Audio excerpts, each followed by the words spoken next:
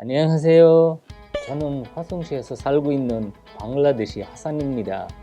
한국에 온 지는 22년이 되었습니다. 반갑습니다. 오늘 제가 외국인 주민들을 대신하여 한국에서 생활하면서 꼭 필요한 쓰레기 분리수거 및 재활용품 분리 배출 방법에 대해 알아보도록 하겠습니다. 오늘 교육에 도움 주실 분을 모시도록 하겠습니다. 화성시 에코센터 한미경 강사님이십니다. 안녕하세요. 안녕하세요. 소개 부탁드립니다. 저는 화성시 에코센터 자원순환 강사 한미경입니다. 네, 반갑습니다. 반갑습니다. 그럼 지금부터 쓰레기 분리수거 및 재활용품 분리 배출 방법에 대하여 외국인 주민들이 몇 가지 궁금해하는 질문을 시작하도록 하겠습니다. 첫 번째 질문입니다. 고비씨 방글라데시 친구가 첫 번째 질문을 했습니다. 쓰레기 분리수거 및 재활용품 분리 배출을 왜 해야 하나요? 네, 참 좋은 질문이십니다. 우리 시에서는 지금 쓰레기 분리 배출을 제대로 안 해가지고 얼마든지 다시 재활용할 수 있는 자원들이 낭비가 되고 있습니다. 그래서 오늘 수업을 통해서 여러분들에게 재활용 분리 배출을 잘 할 수 있는 방법을 가르쳐 드리도록 하겠습니다. 두 번째 질문입니다. 라이솜남 캄보디아 친구가 두 번째 질문을 했습니다. 쓰레기 봉투는 어디에서 구매하나요? 네, 여러분들이 쓰레기 봉투를 구매하시려면 집 근처에 있는 마트나 편의점 또 대형 마트들도 있죠. 그런 곳에서 구입을 할 수가 있습니다. 세 번째 질문입니다. 온민 아웅 미얀마 친구가 세 번째 질문을 했습니다. 쓰레기 버리는 장소는 어딘가요? 네, 쓰레기는 자기 집 앞에다가 버려야 되는데 언제 버리시냐면 저녁 8시 이후부터 그 다음날 아침 새벽 6시까지 버리시는데요. 캔, 종이 이렇게 각자 다르게 봉투에다 넣어서 그렇게 해서 자기 집 앞에다가 내놓으시면 됩니다. 네 번째 질문입니다. 먼주시 네팔 친구가 네 번째 질문을 했습니다. 재활용품은 어떤 종류가 있나요?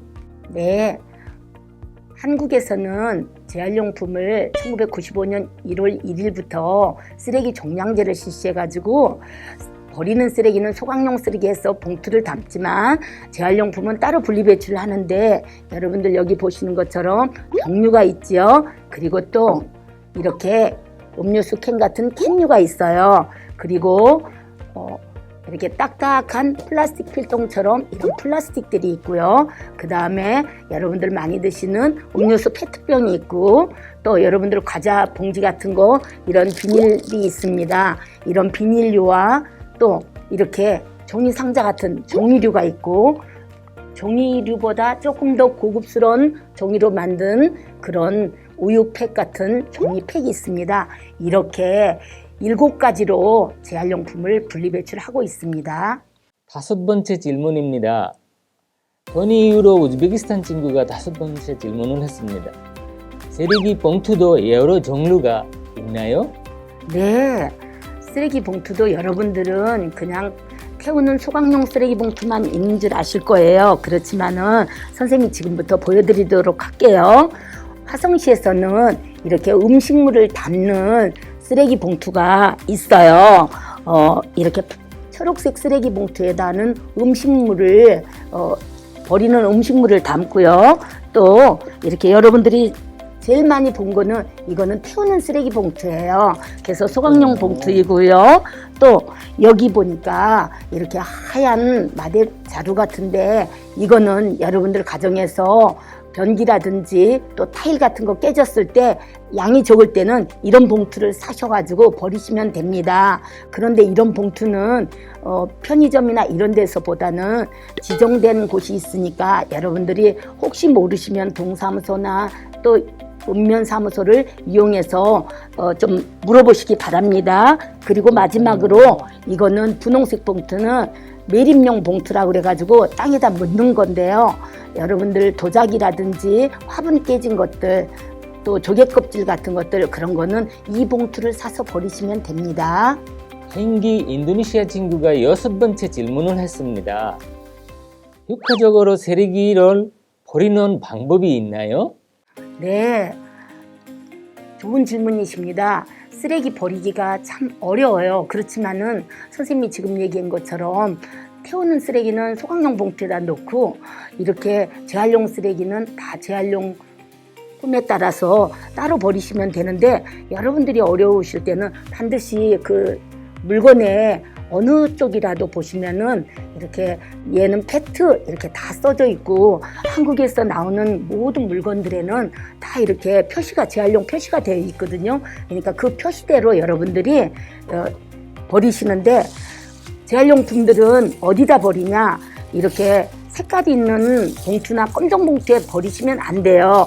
왜냐면은 밖에서 봤을 때 쟤는 캔만 모아서 버린 봉투구나 하고 보일 수 있도록 이렇게 투명한 봉투에다 담아서 버리는 것입니다. 7번째 질문입니다. 회살시 방글라데시 친구가 7번째 질문을 했습니다. 재활 이용을 잘하면 무엇이 좋아지나요? 네, 여러분들이 재활용 분리배출을 잘 하시면은 첫째 뭐가 좋아질까요?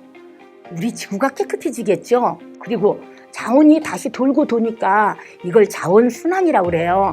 근데 이 자원순환에 따라서 우리는 그만큼 돈을 많이 또 벌 수가 있게 되는 거예요. 왜냐면은 우리 종이만 봐도 그래요. 종이는 어디서 나와요? 나무에서 나오죠? 이 종이 1톤을 만들기 위해서 나무를 1년이면은 17그루 정도를 잘라야 돼요. 이걸 다시 재활용을 해서 얘가 휴지가 된다면은 휴지를 만들 종이는 다시 나무를 베지 않아도 되겠죠? 그렇게 우리는 자원을 재활용한다는 것은 결국은 우리 환경을 보호하고 우리가 경제적으로도 많은 이익을 갖다 주는 겁니다. 저도 궁금한 질문이 하나 있어요. 네. 화성시 쓰레기 봉투를 사다가 집에서 그 안에 페트병도 넣고 유리병도 넣고 까만 봉투에 음식물 쓰레기 넣고 묶어서 버려도 되나요? 네, 핫산 씨도 정말 분리배출을 해보셨군요. 그런데 분리배출이라는 거는 사실 선생님이 아까 말씀드린 것처럼 7가지가 각자가 다르게 봉투에다가 넣어서 배출이 돼야만 이거를 2번, 3번 손이 안 가고 공장으로 실어 가가지고 재활용품을 다시 만들어서 나오는 거거든요. 그래서 여러분들이 분리배출을 하실 때는 반드시 그 분리배출 기호에 따라서 분리배출을 해주셔야지, 한 군데다 몽땅 놓으면 아무래도 또다시 분리배출을 해야 되겠지요. 우리 선생님께서 정리 자원으로 PPT를 준비하였는데 그 내용을 한번 들어보도록 하겠습니다. 네, 여러분들 지금까지 여러분들의 질문에 대답을 해드렸는데요. 여러분들이 조금 더 자세하게 알 필요가 있을 것 같아서 제가 자료를 준비해 왔습니다. 자원순환과 생활쓰레기 바르게 버리기입니다. 우리 생활쓰레기를 어떻게 처리해야 될지 이제 선생님이 자세히 가르쳐 줄게요. 자, 아까 선생님이 1995년 1월 1일부터 한국은 쓰레기 종량제를 실시했다고 했죠. 근데 쓰레기의 종류는 타는 쓰레기도 있고 안 타는 쓰레기도 있어요. 안 타는 쓰레기는 매립용이라 해서 땅에 묻어야 되고, 또 타는 쓰레기는 태워야 되겠죠. 소각용이라고 해요. 그리고 음식물 쓰레기가 있고 재활용품이 있고 공사장 생활 폐기물이 있고 또 굉장히 큰 대형 폐기물도 있어요. 그런데 우리 쓰레기는 사실 우리 생활에서도 나오지만 사업장에서도, 여러분들이 그 공장에 다니거나 또 어떤 사업장에 또 가게를 다니거나 그러면은 거기서 나오는 쓰레기는 사업장 쓰레기라고 해요. 그리고 소각용 쓰레기하고 매립용 쓰레기는 태우느냐 땅에 묻느냐에 따라 달라지겠죠. 그래서 우리가 효과적으로 쓰레기 버리는 방법을 한번 살펴볼게요. 소각용 쓰레기는 아까 태우는 쓰레기 무슨 색 봉투? 하얀색 봉투라고 그랬죠. 그리고 7가지 분리배출 기호에 따라서 분리배출을 하면 되고요. 불에 타는 쓰레기는 어떤 것들을 버리냐? 휴지, 기저귀, 나무젓가락, 많이 더러워진 종이, 양파 껍질, 과일 씨앗 같은 거는 불에 타는 쓰레기 소각용 봉투에 버리면 돼요. 그런데 불에 안 타는 쓰레기는 조개 껍질이나 도자기 같은 거, 이런 거는 분홍색 매립용 봉투에다 버리라 그랬어요. 그리고 타일이나 벽돌, 장판, 벽지 이런 것들은 다 공사장 폐기물이나 이런 생활 폐기물 봉투에다 버리면 되고요. 그래서 전용 봉투가 따로 있어요. 이거는 지정된 곳에서만 살 수 있다 그랬죠. 자, 음식물 쓰레기 봉투는 단독주택이나 빌라 같은 데서는 이렇게 파란색 봉투에다가 버리면 되고, 아파트에서는 RFID라고 그래가지고 따로 음식물 수거함이 따로 비치되어 있을 거예요. 음식물 쓰레기 아닌 거를 우리 한번 살펴볼게요. 이런 것들이 모두 음식물 쓰레기인 줄 아는데, 양파, 마늘 껍질이라든지 견과류, 포도, 뭐 이렇게 밤 같은 껍질들, 그리고 우리 녹차 티백 같은 것들, 이런 것들은 음식물 쓰레기가 아니어서 종량제 소각용 봉투에 버려야 돼요. 뭐 또 흙 묻은 팥뿌리라든지 또 게나 새우 껍질 같은 것들, 그리고 갈비, 뼈다귀 같은 것들, 이런 것들은 음식물 쓰레기가 아니어서 소각용 봉투에다 반드시 버려야 됩니다. 자, 그런데 여러분들이 음식물 봉투에다 넣은 걸 보니까 이렇게 이쑤시개도 들었고 포크도 들었고 어쩔 때는 과도도 들었어요. 그런데 과일을 깎다 보면은 과도가 과일 속에 정말 들어갈 수도 있어요. 그런데 여러분들이 조금 더 신경을 쓰셔가지고 이런 것들은 음식물 쓰레기에 넣으면은 사료가 된다든지 퇴비가 되는데 문제가 있겠죠. 자, 이제 재활용을 해서 탄생하는 물건들을 한번 볼까요? 35개의 종이팩이 한 개의 두루마리 화장지가 됐어요. 그리고 3개의 콤프라이트 상자가 신발 상자를 만들고, 유리병이 다시 유리병으로 태어나고, 또 플라스틱 15개의 병 가지고 우리 스포츠 잠바도 만들 수 있대요. 그리고 그 우유병을 가지고 또 물조리개도 만들 수 있고, 또 스틸 캔을 가지고 세탁기도 만들 수 있고, 알루미늄 캔을 가지고 자전거도 만들 수가 있답니다. 우리 이렇게 해서 자원을 재활용하는 거예요. 자, 그러면은 재활용할 수 있는 것 중에는 또 건전지도 있죠, 형광등도 있죠, 또 오래된 고철도 있고, 우리 의류도 재활용할 수 있어요. 그거는 우리가 입던 거, 또 동생이 입고, 또 이웃 동생들이 입고, 이렇게 해서 서로 물려받아서 입는 재사용을 할 수도 있지만, 또 우리가 어려운 그 나라에 또 보내주기도 한답니다. 자, 그러면은 건전지는 어디다 버리시죠? 네, 건전지는 폐건전지 수거함이 아파트마다 있어요. 그래서 거기다 버리시면은 다시 재활용이 되는데, 이 건전지를 만약에 이런 수거함이 없다 그러면은 여러분들이 1kg씩 모아가지고 동주민자치센터, 행정복지센터에 가지고 가시면 됩니다. 그러면은 여러분들이 가지고 가시는 1kg마다 한 세트에 소형 건전지로 바꿔줄 거예요. 자, 재활용이 가능한 폐건전지의 종류들도 여러분들이 한번 눈으로 확인하시기 바랍니다.